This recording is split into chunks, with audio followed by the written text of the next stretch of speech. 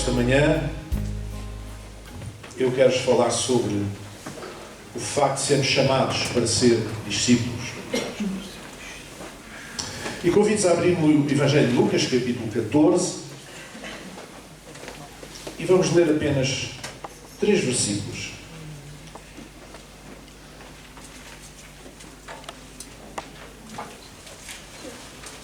Versículos 25 a 27, diz assim: Ora, ia com ele, Jesus, uma grande multidão, e voltando-se, Jesus disse-lhe: Se alguém vier a mim e não aborrecer o seu pai, e sua mãe, e mulher, e filhos, e irmãos, e irmãs, e ainda também a sua própria vida, não pode ser meu discípulo.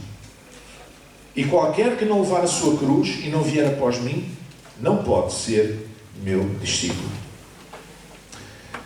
Até aqui a palavra do Senhor. Nesta altura os irmãos já compreenderam que o Evangelho não é cor-de-rosa. Os pregadores do Evangelho cor-de-rosa laboram num erro tremendo, porque o Evangelho não é cor-de-rosa. O Evangelho implica um compromisso, implica um preço a pagar. Irmãos, quem é que é o discípulo de Cristo? Quem é que deve ser o discípulo de Cristo? Todo cristão é um discípulo. Todos nós fomos chamados para ser discípulos. Todo crente verdadeiro é um discípulo de Jesus. Ao longo do livro de Atos dos Apóstolos, nós vemos inúmeras vezes esse nome aplicado, essa classificação aplicada aos seguidores de Jesus, chamado os discípulos.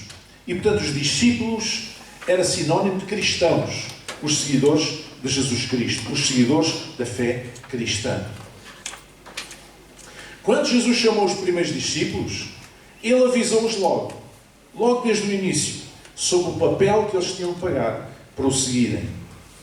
E por isso, pessoas com o coração dividido, que não se queriam comprometer com Cristo, não o seguiam, simplesmente. Alguns até tentavam, mas depois acabavam por abandonar. É o caso do jovem rico. Aquele jovem rico que foi ter com Jesus: Oh Senhor, eu tenho cumprido toda a lei, mas falta-me alguma coisa. Falta. E Jesus sabia que ele era rico. E sobretudo Jesus sabia que ele tinha o seu coração nas riquezas, a sua confiança nas riquezas, nas suas posses materiais.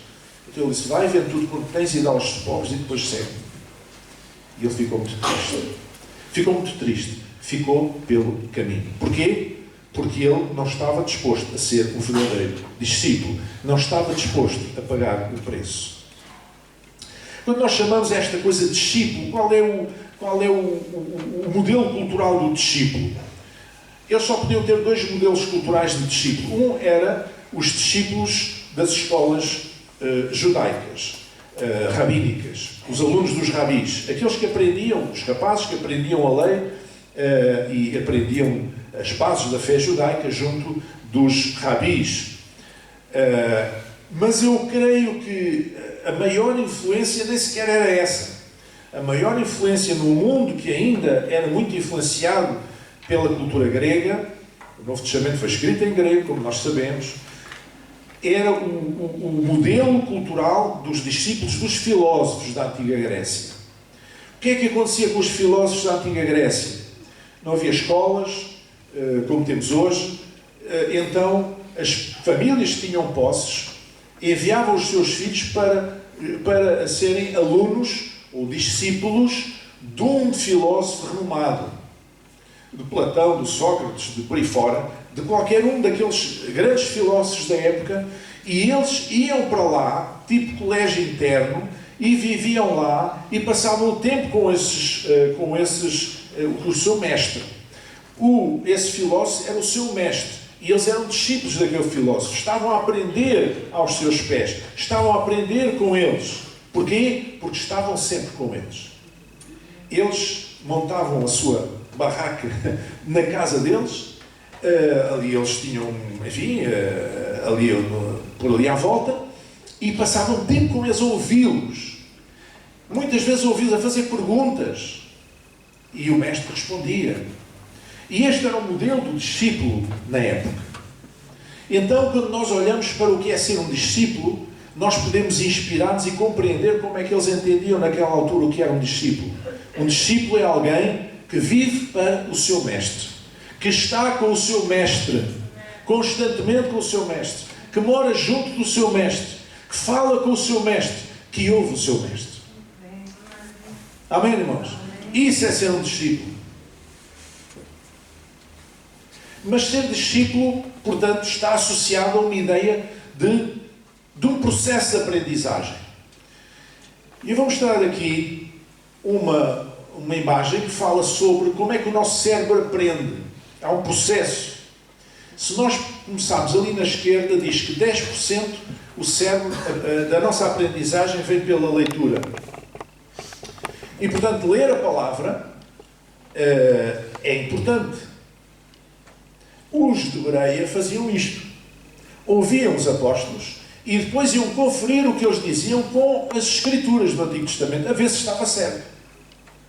Então, os irmãos de Bereia, os cristãos de Bereia, eram conhecidos por essa exigência ética, digamos, de irem conferir aquilo que era dito para ver se batia certo com as Escrituras. O próprio Salomão aconselhou em certa altura, está no livro de Eclesiastes, capítulo 7, disse o seguinte: vedes aqui, isto achei, diz o pregador, conferindo uma coisa com a outra para achar a razão delas. Salomão também, o homem mais sábio do mundo, que era assim conhecido, ele conferia as coisas para ver se eram de facto assim, na mesma linha dos de Bereia. Então, ler a palavra é importante. Depois, 20% aprende-se a ouvir a palavra. De sorte que a fé é pelo ouvir, e ouvir a palavra de Deus, diz lá na carta aos Romanos. Amém? Quando as pessoas voltaram do exílio na Babilónia e para reconstruir os muros da cidade de Jerusalém e o próprio templo, o povo foi juntado numa grande praça e depois de muitos anos eles foram buscar os livros da lei dos profetas e começaram a ler publicamente ao povo, hora após hora, durante muito tempo. Hoje, se o pregador demorar um bocadinho mais tempo a falar, as pessoas já ficam incomodadas. Naquela altura é horas. Lembram-se do rapaz que caiu de uma janela quando Paulo falava, que já era tarde, já era de noite, adormeceu e caiu? Pois, era assim.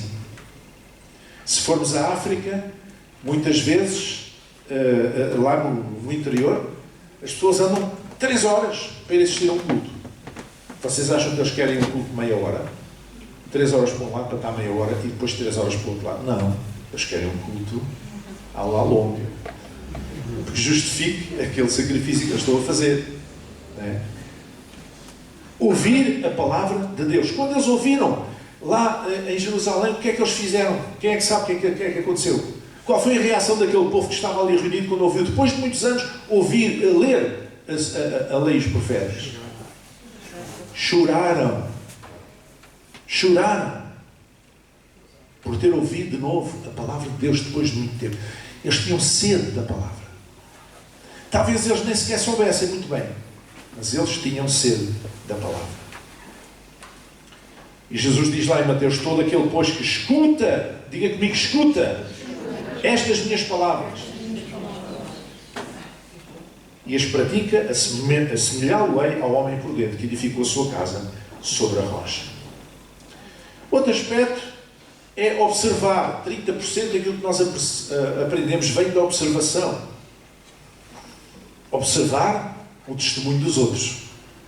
Qual é o nosso maior testemunho? Qual é o maior fonte de testemunho que nós poderíamos ter? É Jesus. E ele disse assim: vós me chamais mestre e senhor, e dizeis bem, porque eu sou. Ora, se eu, senhor e mestre, vos lavei os pés, disse ele aos discípulos, vós deveis também lavar os pés uns aos outros, porque eu vos dei o exemplo. Eu vos dei o exemplo, para que, como eu vos fiz, façais vós também. Nós aprendemos pela observação.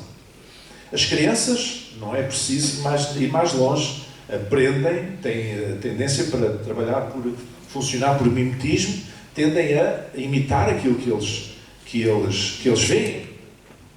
Não é tanto por aquilo que nós dizemos que eles devem fazer, Não adianta aos pais dizer, tu não podes fazer assim, se o pai depois for fazer ao mãe. Porque ele vai prestar mais valor, mais atenção àquilo que o pai ou a mãe faz, do que o pai ou a mãe diz. Depois, se for ver e ouvir, já vale 50% da nossa aprendizagem. Se nós vermos e ouvirmos ao mesmo tempo, isso já é mais importante. Depois, se nós partilharmos com os outros, trocarmos impressões com os outros, já vale 70%. Partilhar a palavra e testemunhar é tão importante. Por isso é que é importante nós ouvirmos as outras pessoas falarem da fé, falarem do seu testemunho de vida, falarem da sua experiência com Cristo, porque nós aprendemos também. Depois, temos ali fazer. Fazer vale 80%. Qualquer pessoa que dá formação profissional, por exemplo, ou qualquer pessoa que forma outros em termos profissionais, sabe que a teoria não chega. É preciso, a certa altura, a pessoa começar a praticar e começar a fazer as coisas. Eu não posso aprender a tocar piano só de teoria. Saber como é que é as notas, como é que é os acordes. Não, eu tenho que pôr as mãos lá em cima e começar a ouvir os sons e a mexer. Não é? Então, aprender, o aplicar a palavra, isto é, fazer, é aplicar a palavra. Neste sentido, significa aplicar a palavra. E Tiago diz-nos para nós sermos cumpridores da palavra e não somente ouvintes. Porque se apenas ouvirmos a palavra e não a cumprirmos, não a praticarmos, enganamos a nós mesmos. Amém? Sabe o que é que significa este praticar a palavra? Eu costumo dizer que significa fazer a palavra. Nós somos fazedores da palavra. Mas, pastor, que é isso? É esquisito.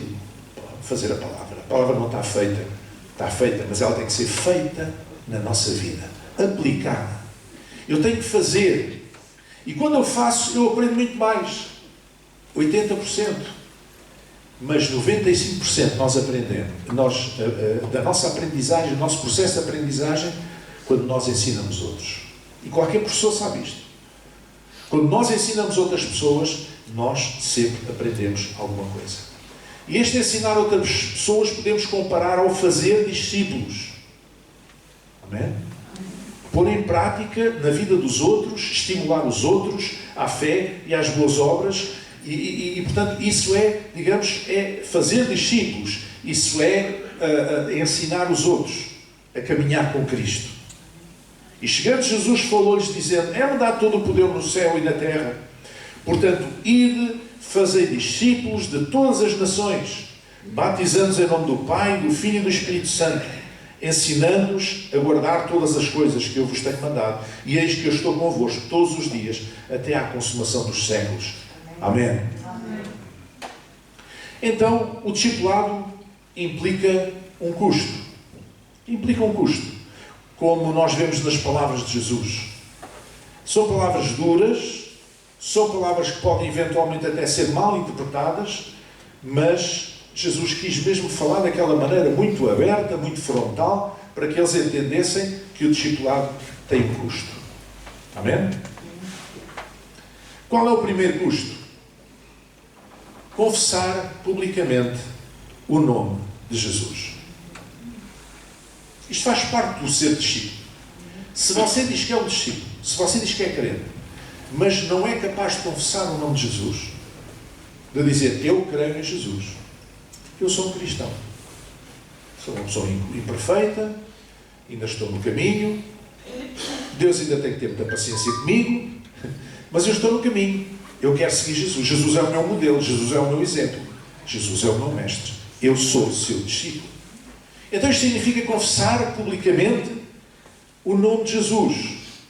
Porque como foi dito, Jesus disse lá em Mateus, qualquer que me confessar, diga comigo, confessar. Outra vez, não ouvi, confessar. Qualquer que me confessar diante dos homens, eu o confessarei diante do meu Pai que está nos céus. Mas qualquer que me negar diante dos homens, eu o negarei também diante do meu Pai que está nos céus. Então o primeiro preço do discipulado é confessar publicamente o nome de Jesus. Amém? Confessar. Há pessoas que têm vergonha. O que é que significa confessar? significa que nós fazemos uma declaração de identificação e confiança nessa pessoa, na pessoa de Jesus, mesmo nas circunstâncias difíceis, se for o caso. Uma declaração de identificação e de confiança. Quer dizer, é isso que quer dizer, confessar o nome de Jesus. Uma declaração de identificação e confiança. Porque não me envergonho do Evangelho de Cristo, dizia o apóstolo Paulo, pois é o poder de Deus para a salvação de todo aquele que crê, primeiro do judeu e também do grego. Amém? Ele não se envergonhava do Evangelho de Cristo. Ele era um homem muito culto, um homem muito conhecedor, um homem que tinha mundo. O homem conhecia várias culturas, várias línguas, mas ele não se envergonhava do Evangelho de Cristo. Esse Evangelho tinha vindo de um grupo de pescadores que andaram atrás de um mestre chamado Jesus Cristo e que depois essa mensagem, esse Evangelho, essas boas novas, essa mensagem das boas novas foi passando e foi alcançando todos os lugares. Eu há muitos anos mesmo, eu estava numa formação, não tinha nada a ver com a fé, e estava outro pastor que estava comigo também. E estavam mais uma série de pessoas também a fazer a formação, mas ninguém era pastor, nem crente, nem nada. E uma das primeiras coisas, na primeira sessão, que teve várias sessões, uma das primeiras coisas é que nós pedimos para nos identificarmos, dizer quem éramos, o que é que fazíamos e tal. E eu, claro, disse quem era e disse que era pastor de uma igreja. E eles, que interessante e tal, não sei o quê. Pronto. O outro que era pastor e estava comigo, que era um pastor muito conhecido.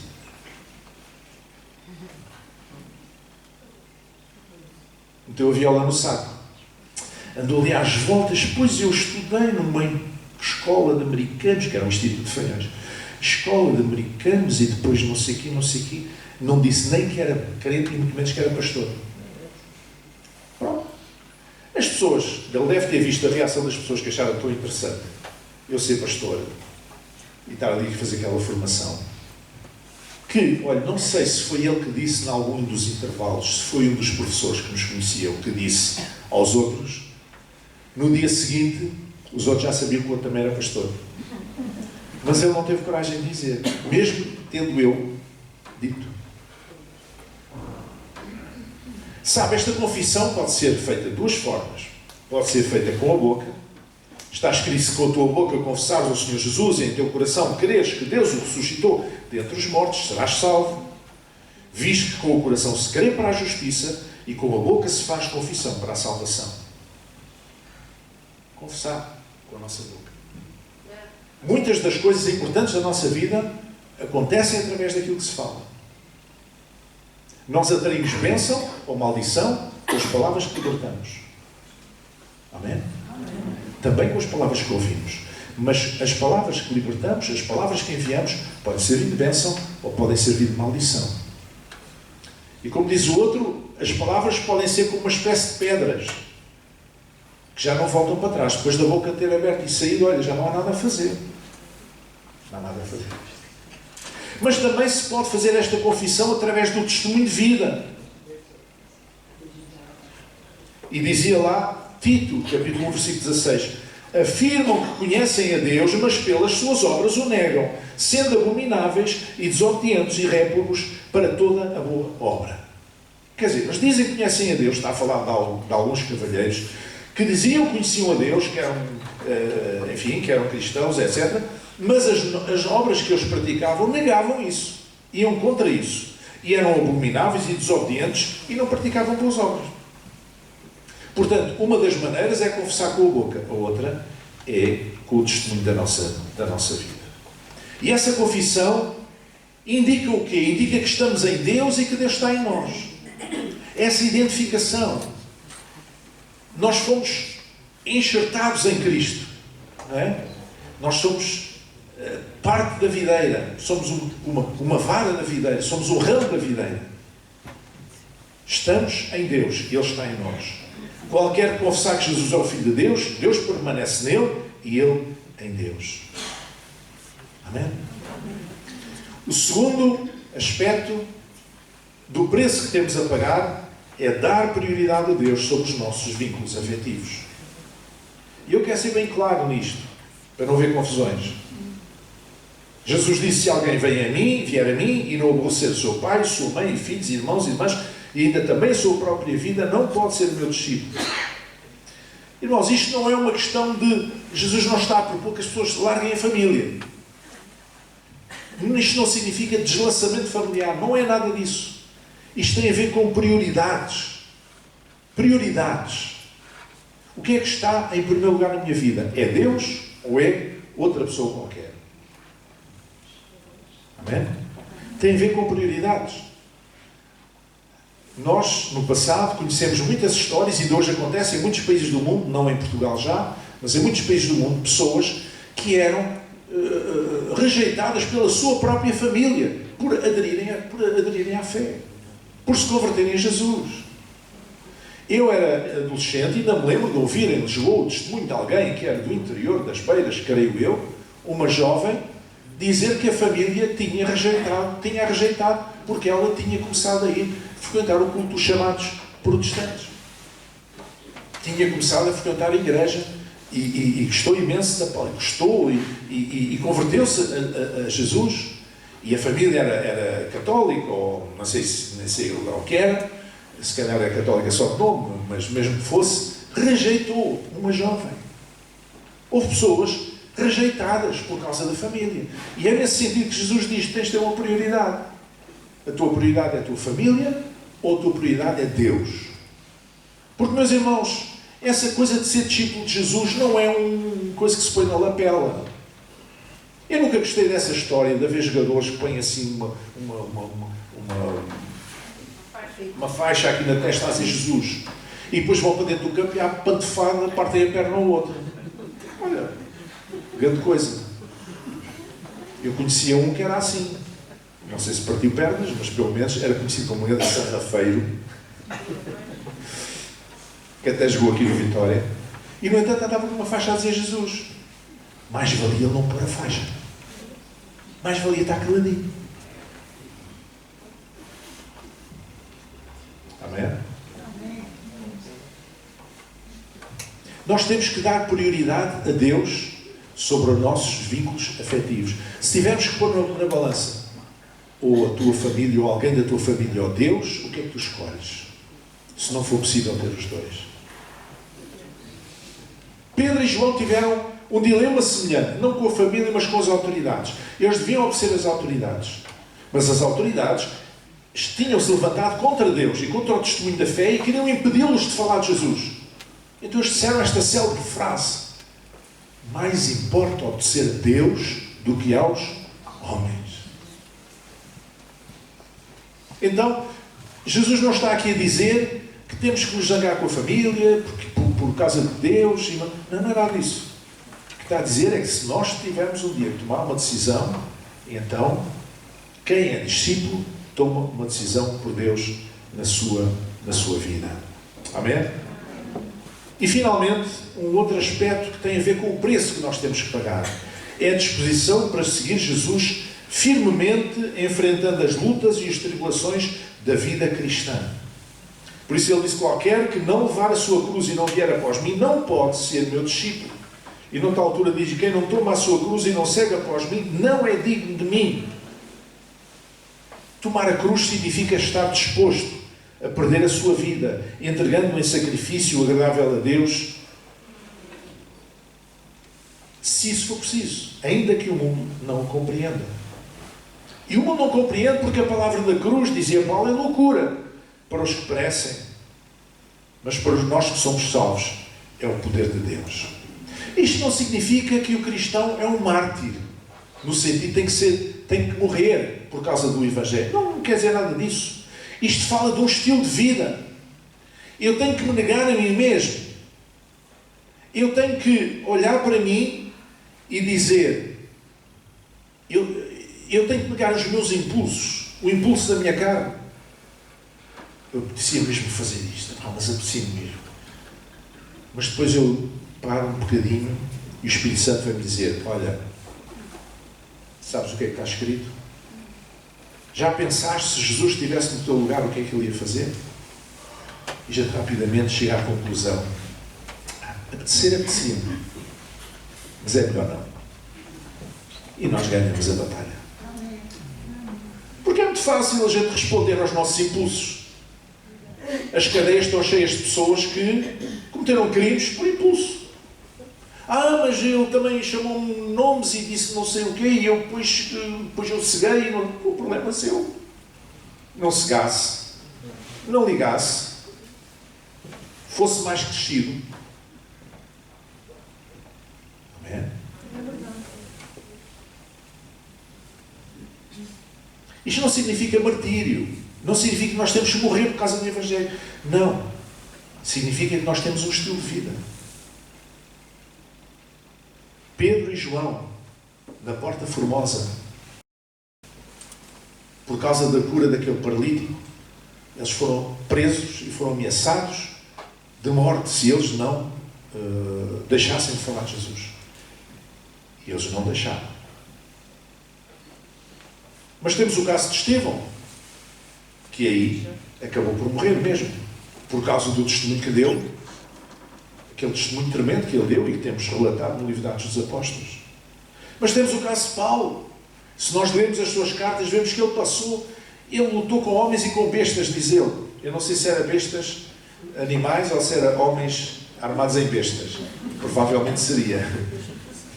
Sabe, uma vez, pelo menos uma vez, que nós temos conhecimento, o que é que acontece? Ele estava na primeira viagem missionária, ele estava numa cidade gentia, e a certa altura os judeus da própria cidade viraram-se contra ele. Normalmente eram os judeus que viravam contra ele.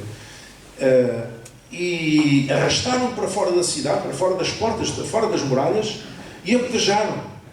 E só viraram costas pensando que ele já tinha morrido. Mas diz que depois que ele levantou-se e coisa. Outra vez teve que fugir de outra cidade por uma janela junto à muralha num cesto. Uma corda num cesto. Tantas coisas que aconteceram. Não é? Paulo acabou por morrer em Roma, segundo consta, mas durante o seu longo ministério missionário, ele poderia ter morrido muitas vezes, mas Deus o livrou, naturalmente. Então, isto quer dizer que nós temos um estilo de vida em que nós não atraiçoamos a nossa fé. Nós não atraiçoamos a nossa fé por conveniência, por causa das circunstâncias. Eu já contei aqui uma história verídica que aconteceu. Nós tivemos aqui uma vez, há muitos anos, um grupo musical peruano, dos Andes, com aquelas roupas, aqueles chaios, espécie de chaio, aquele barrete e as folgas de pano.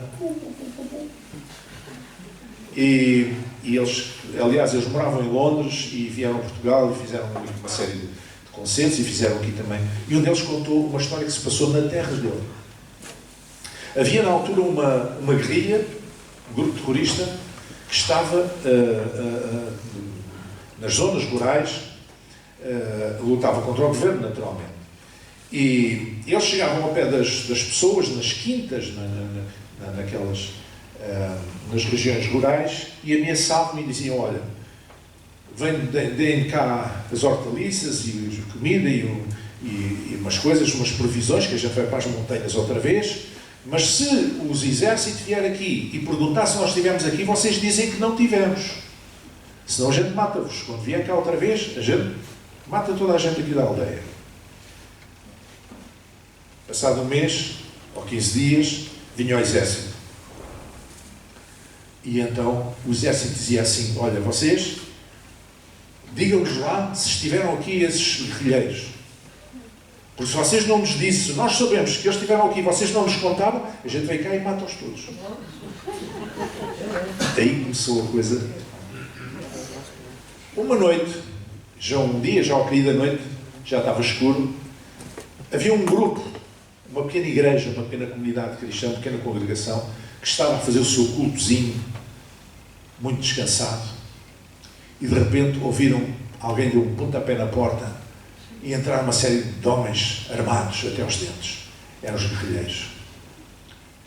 Eles chegaram lá à frente, interromperam o culto e viraram-se para as pessoas que os metralhadores disseram assim: vocês, faz favor, vocês são crentes, não é? Então vocês agora, se não quiserem ser todos mortos, vocês têm que vir aqui e negar o nome de Deus, renegar. E mais, vocês têm que pôr as vossas Bíblias no chão e pisá-las e renegar o nome de Jesus. Senão a gente leva-os lá fora e fuzilamos. E então houve um ou dois que fizeram isso. Uns quantos que fizeram isso. Mas houve outros que não fizeram. Os outros pensaram: prefiro morrer do que renegar o nome de Jesus e pisar a Bíblia, que é isso. Não. Deus está comigo e seja o que for.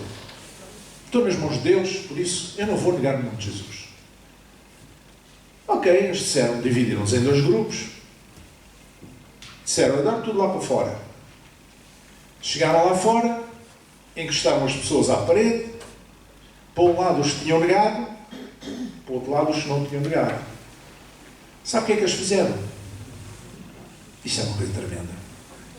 Eles disseram àqueles que não tinham negado, tinham ficado fiéis: vocês podem ir para casa. E aqueles que tinham negado o nome de Jesus e pisado as Bíblias, eles disseram: vocês é que vão morrer. Sabem porquê?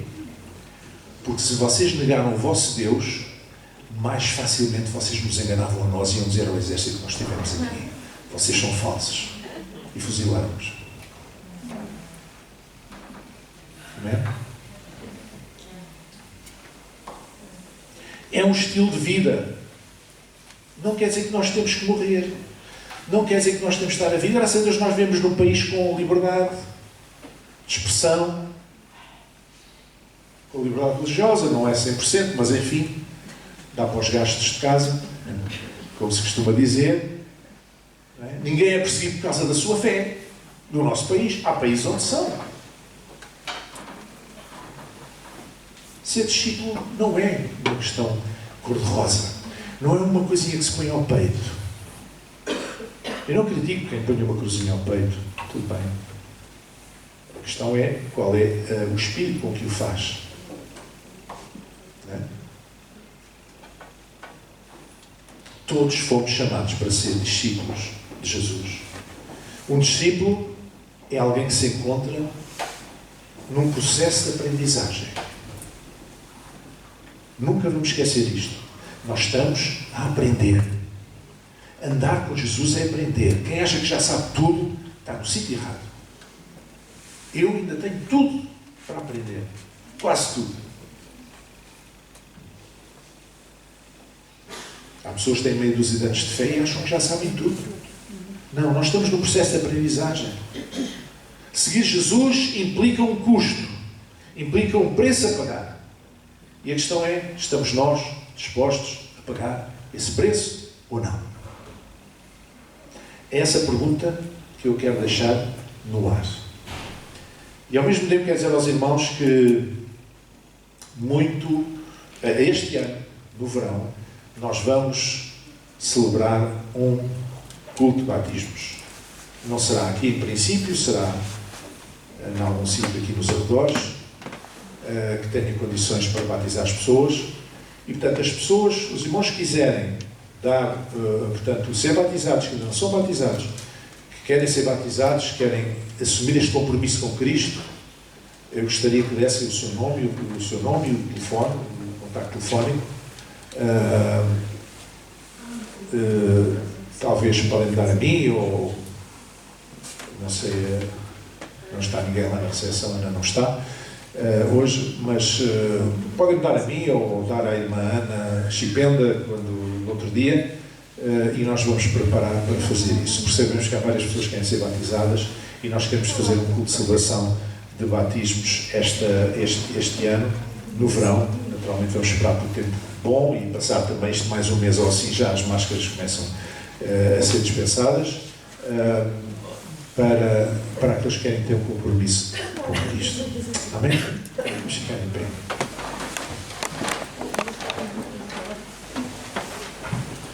Amém. O louvor pode subir.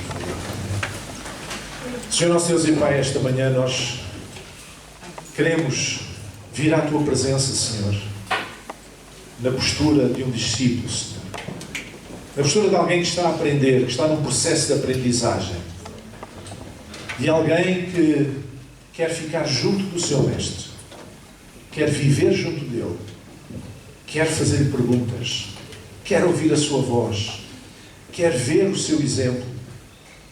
Quer gozar o prazer da sua presença. Esse lugar que nós cantamos. Esse lugar onde Tu estás. O lugar onde nós queremos estar, Senhor. Sabemos, Senhor, que a vida cristã não é fácil. Sabemos que a vida do discípulo nem sempre é fácil. Mas, Senhor, nós confiamos em Ti. Nós não apenas acreditamos em Ti como cantamos, mas nós confiamos em Ti. É em Ti que nós temos a nossa fé e depositada a nossa confiança. Por isso, Senhor, nós queremos viver para Ti, estar em Ti. Queremos que Tu habites em nós verdadeiramente. E que Tu olhes para nós e nos consideres um dos Teus filhos amados. Em nome de Jesus. Em nome de Jesus. Abençoa todos os meus irmãos, todas as famílias aqui representadas. E dá-nos uma semana muito abençoada, Senhor, na Tua presença. Em nome de Jesus, para a Tua glória. Que assim seja. Amém.